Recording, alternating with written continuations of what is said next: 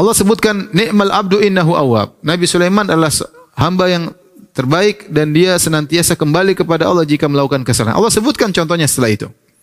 Kata Allah, "Idz urida 'alaihi bil 'ashiyyi safinatul jiyad."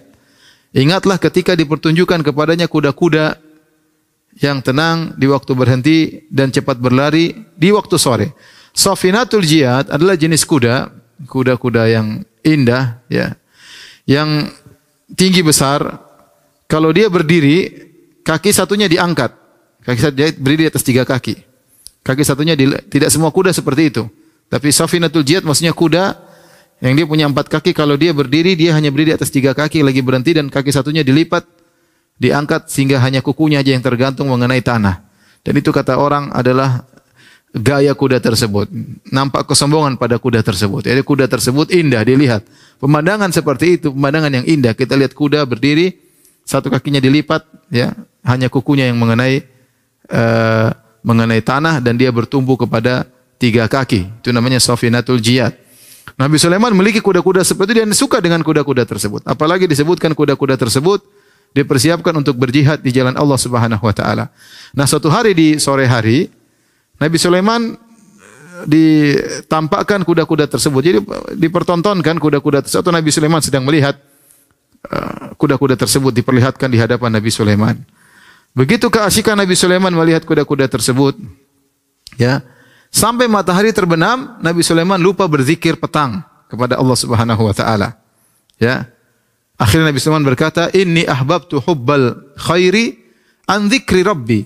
Aku mencintai kebaikan, itu kuda-kuda ini disebut kebaikan, kuda-kuda yang dipersiapkan untuk jihad jalan Allah. An dzikri rabbi, sampai aku lupa untuk mengingat Rabbku, hatta tawarat bil hijab, sampai matahari terbenam. Ya, Nabi Sulaiman lupa untuk zikir petang. Maka karena keasikan menonton pertunjukan kuda-kuda tersebut, Nabi Sulaiman lupa berzikir petang.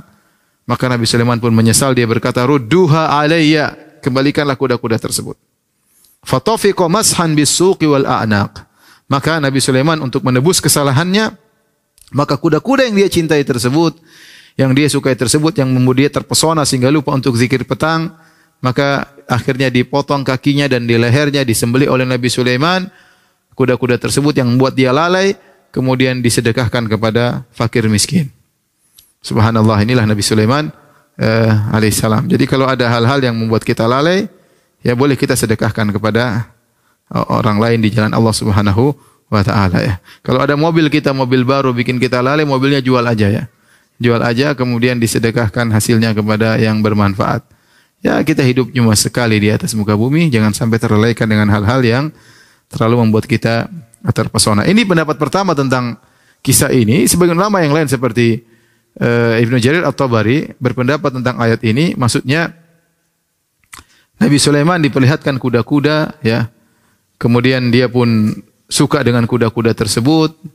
Akhirnya begitu kuda-kuda tersebut pergi, dia minta kembalikan kuda-kuda tersebut dan dia tidak menyembelih tapi dia sentuh keringat kuda tersebut, dia hilangkan debu-debu dari kuda tersebut karena dia sangat cinta kepada kuda-kuda ini. Karena kuda-kuda ini dipersiapkan untuk jihad di jalan Allah. Namun ini pendapat kurang kuat, Allah alam bisawab, yang lebih kuat adalah pendapat yang tadi saya sebutkan.